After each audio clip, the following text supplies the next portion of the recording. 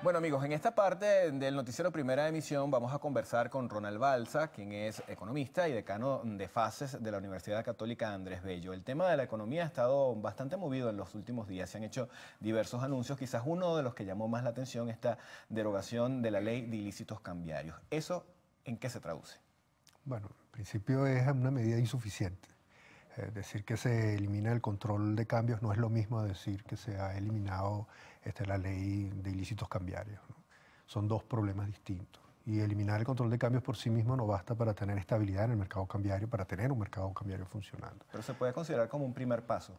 Bueno, es un primer paso, pero todos los primeros pasos no van en la dirección correcta, ¿no? O sea, si nosotros no tenemos información sobre las cuentas nacionales, sobre balanza de pagos, sobre reservas internacionales, sobre todo lo que el Banco Central debería estar publicando, si no conocemos cuáles son las cuentas del gobierno en términos de sus ingresos y de sus gastos, de su financiamiento, en medio de una hiperinflación tan severa como esta, el solo hecho de decir que se despenalizan los llamados delitos cambiarios, no es suficiente para tener un sistema que efectivamente genere las garantías para inversiones que el gobierno está diciendo que va a generar con esto.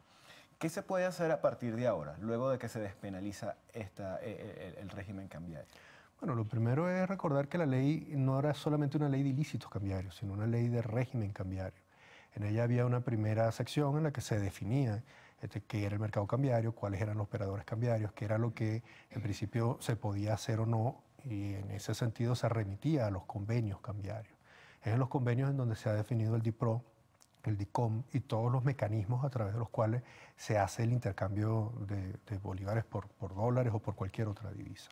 Allí es donde está el tema de cómo funciona un mercado cambiario en Venezuela. O sea, los delitos cambiarios existen únicamente porque no hay un mercado funcionando. O sea, porque han sido definidos en términos de un mercado paralelo que no tendría por qué existir si no tuviéramos un mercado funcionando. Si ciertamente aquí la oferta y demanda de dólares fuera transparente, si se pudiera hacer a través de los operadores cambiarios definidos como sistema financiero, tanto público como privado, Serían las casas de cambio. Pero también los bancos.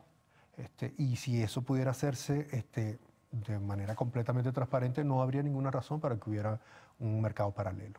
Y por esa razón, pues eliminar el régimen de cambiario, la ley de régimen cambiario y de ilícitos cambiarios, no basta para eliminar la inestabilidad cambiaria, que es el verdadero problema que tenemos nosotros. Pero ellos buscan como atacar el llamado dólar negro, ¿no? El dólar negro solo existe porque no hay un mercado de divisas. O sea, y tratar de penalizar la inexistencia del mercado de divisas no creó el mercado de divisas. Eliminar la penalización tampoco lo crea en sentido estricto. O sea, es a través de los convenios cambiarios, a través de la transparencia, en todas las cifras que nosotros necesitamos para tener una idea de cómo funciona la economía del país, que se puede tener un mercado funcionando, un mercado funcional y un mercado para que no haya referencia alternativa. O sea, no es a través de una ley de ilícitos cambiarios o de la derogatoria de la ley de ilícitos cambiarios que vamos a tener un sistema funcional de divisas en nuestro país. Ahora, algunos economistas señalan que lo que se busca o lo que trató de hacer el gobierno es de darle carácter legal a algo que ya estaba ocurriendo, que eran las transacciones en moneda extranjera. Sí, pero lo que el gobierno está haciendo con esto es quitando la posibilidad de sancionar a las operaciones que se lleven de aquí en adelante. Está manteniendo la posibilidad de sancionar las que supuestamente se hicieron antes. Entonces, existe como un mecanismo en manos del gobierno sancionatorio que, como te digo, no es el que crea el mercado de divisas. O sea, el hecho de haber interferido durante todo este tiempo lo que hizo fue generar grandes distorsiones, crear la oportunidad para que aparecieran páginas que indicaban precios del dólar bueno, se terminaron convirtiendo en referencias para muchos. Y eliminar la ley de ilícitos cambiarios no basta para estabilizar el mercado cambiario, que debería ser el objetivo último en todas estas decisiones. ¿Qué es lo que tendría que hacer ahora el gobierno, además de este primer paso que se ha dado? ¿Qué tendría que hacer para poder estabilizar el sistema económico? Bueno, lo primero es que los convenios cambiarios que define el Ministerio de Finanzas junto con el Banco Central puedan hacerse operativos. Es decir, que ciertamente nosotros podamos observar que eso que han ofrecido varias veces, que hay un sistema de mercado a través del cual se puedan determinar los precios, efectivamente funcione. Pero los sistemas de mercado, para que sean transparentes, requieren de información. Y si no hay información, si nosotros no podemos observar por vías verificables que hay una entrada de divisas y por dónde entra y dónde se acumula y cómo es vendido a través del sistema financiero, pues muy difícilmente se puede pensar que tenemos una solución para este problema. ¿Hay la posibilidad de que se levante el control de precios también? Bueno, el control de precios lo destruyó la hiperinflación.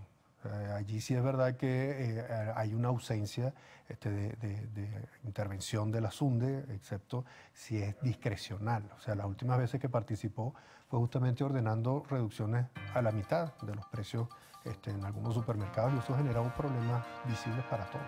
Tenemos que hacer una pausa, pero al regreso vamos a seguir conversando con Ronald Balsa sobre este tema de estas medidas económicas que ha venido anunciando el gobierno, como él me comentaba, pues una especie de cuentagotas, ¿no? Para tener después el proceso final de lo que pudiera ser la restauración de la economía de nuestro país. Dios mediante que así sea, creo que todos lo queremos. Venimos en minutos.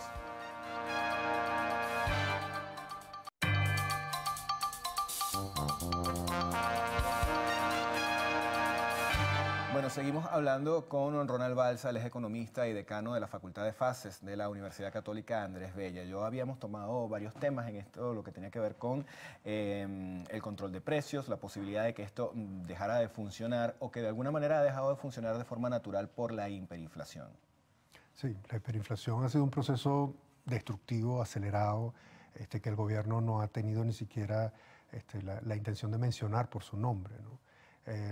Pero es un proceso que a la vista de todos está provocando incrementos salariales, incrementos de precios que hacen que los salarios no basten para nada. Incluso la hiperinflación ha hecho que los precios suban más rápido que muchos de los referentes del paralelo. ¿Cómo se ataca la hiperinflación? Se ataca con disciplina fiscal. O sea, lo que genera la hiperinflación fundamentalmente es la emisión monetaria que el Banco Central ha tenido para tapar los huecos que no sabemos a qué se deben, porque el gobierno no publica sus presupuestos. Y eso ocurre en un contexto en el que además la producción no ha podido aumentar y las importaciones tampoco, porque no existe un mercado cambiario. O sea, despenalizar los ilícitos cambiarios no basta para que pueda haber importaciones. O sea, porque es necesario que haya personas que crean que verdaderamente estas medidas se pueden sostener en el tiempo y que no van a generar una reversión que posteriormente les cause pérdidas que ya hemos sufrido muchas veces. Ahora, el vicepresidente del área económica, Tarek El Aissami, había señalado que una vez entrara en funcionamiento el nuevo cono monetario iba a terminar la hiperinflación. Bueno, ese es otro de los problemas, por lo que te digo que es muy insuficiente hablar de una eliminación de la ley de ilícitos cambiarios. Si la política monetaria del Banco Central se limita a quitarle 5 ceros al bolívar, cuando hace un mes le pidió la Asociación Bancaria una prórroga para quitarle 3, significa que se improvisa, o sea, que no se reconoce dónde están los problemas. Todo lo que el sistema bancario pudo haber avanzado y todos los que se estuvieron preparando para la reconversión pudieron haber avanzado con 3 ceros, ya no basta, porque ahora son 5. Y eliminar 5 ceros cuando no se ha corregido la hiperinflación, cuando los billetes todavía vienen en camino, no va a resolver ninguno de los problemas esenciales que todos tenemos. ¿Hay posibilidad entonces que se haya una prórroga antes de la implementación de este nuevo cono monetario? Bueno, después de lo del billete de 100 hemos notado que las prórrogas son una característica... Sigue vivo, como dicen por ahí. Al billete de 100 lo mató la hiperinflación, como quien dice. O sea, no ha sido retirado, no ha sido suspendido. Lamentablemente cuando se hacen anuncios de esa gravedad y no se cumplen, porque era imposible cumplirlos, porque se iba a generar un daño tremendo, porque solo intentar cumplirlo provocó saqueos en Ciudad Bolívar. Se va perdiendo la confianza en que las medidas puedan llegar en algún momento oportuno a servir para algo. Y si la reconversión se hiciera en este momento y la hiperinflación no se detiene, se habría perdido ya en un año, con todos los costos que eso supuso. O sea, por eso te digo, en lugar de eliminar o derogar la ley de ilícitos cambiarios, aquí el gobierno debería, además de hacer eso, decirnos, bueno, cuál va a ser el presupuesto, cómo van a manejar el endeudamiento, revisar la ley del Banco Central completa y no solamente un artículo. O sea, y eso debería estarse discutiendo abiertamente. Y no suponer que solamente derogar basta para eliminar el control de cambio y estabilizar el mercado cambiario. ¿El ciudadano común se puede proteger de la hiperinflación? Generalmente trata de hacerlo como puede. O sea, y la manera de hacerlo para muchos es comprar cuando tienen dinero bienes que luego puedan consumir, que sean duraderos o puedan intercambiar. Pero protegerse no es la función de un ciudadano. Un ciudadano debe producir. O sea, y nosotros estamos perdiendo mucho tiempo tratando de salvarnos de la pérdida del poder de compra que tenemos en lugar de multiplicarlo y de aumentarlo. Y eso es consecuencia de un ambiente en el que la desconfianza es enorme. Evidentemente, pues se ha perdido la capacidad de ahorro. Ahorita prácticamente la gente trabaja para comprar comida o pagar cosas muy puntuales, el arreglo del carro o situaciones de salud, la compra de medicinas. Sí, finalmente el ahorro se ha convertido en tratar de adelantar las compras. Y eso para quien ha tenido capacidad de hacerlo. Porque también es bueno recordar que no todos los venezolanos estamos sufriendo esto del mismo modo. O sea, hay personas que no tienen la capacidad de comprar su comida, no pueden tener una alimentación balanceada, no pueden comprar las medicinas. Pero hay otros que están recibiendo unas cantidades de bolívares que pueden venir justamente de la venta en los mercados de divisas. Y cuando el gobierno creó esa imagen de un dólar de remesas, lo que hacía era reconocer que había venezolanos que podían recibir dólares del exterior y convertirlos en muchos bolívares para comprar sus bienes. Pero eso lo que genera son grandes desigualdades de ingresos y de oportunidades. Bueno, dicen siempre que los países que están en crisis económica tienen una porción que tiene un ingreso económico bastante elevado y otra que está muy, pero muy encarecido en las posibilidades de poder acceder a los servicios públicos, a la alimentación, etcétera, ¿no? Y justamente ese es el problema de situaciones como esta. Dos Venezuelas. O más de dos, que generan grandes distorsiones, una gran desigualdad. Y si recordamos, lo que decía el presidente Chávez es que habían reducido la pobreza y la desigualdad en la distribución del ingreso y había mejorado el índice de desarrollo humano.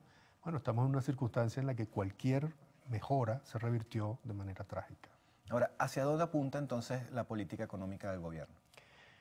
Pues, lamentablemente no apunta a la dirección de tumbar esta hiperinflación que tenemos. O sea, si no se habla claramente de la rendición de cuentas, de la presentación de las cifras oficiales, que son relevantes no solamente para nosotros venezolanos que tenemos derecho a saber en qué se usan los recursos públicos, sino de cualquiera que quiera invertir en Venezuela, que viva fuera de Venezuela, que le quiera prestar a algún venezolano, pues no se puede ni producir más, ni pagar las deudas que tenemos, ni tener mercados funcionales, ni reducir el hambre que muchos sufren, ni tener mejores servicios públicos.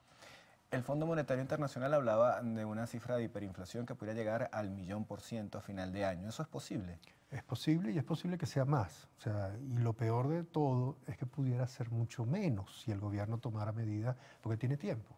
O sea, faltan todavía casi medio año para terminar. O sea, y lo malo es que las medidas que se tomen sean medidas parciales, incompletas, inconexas, que no generen la confianza necesaria para frenar este proceso destructivo.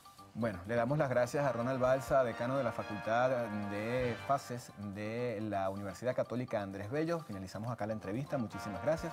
Nos vamos a una pausa y al regreso venimos con más del Noticiero Primera Emisión.